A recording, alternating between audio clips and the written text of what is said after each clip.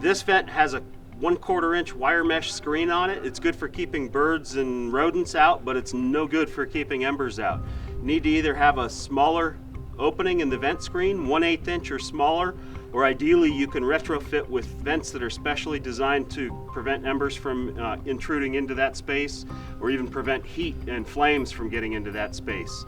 When you're preparing your house for a fire and the fire's approaching and you haven't taken the time to retrofit those vents, a good option can be simply covering the vents. You can pre-cut pieces of plywood, install them with screws or nails. If you have no other option and you've got an evacuation warning in place and you have time to do this, you can actually use an aluminized duct tape to cover these screens. One of the best things that you can do if you've got the time.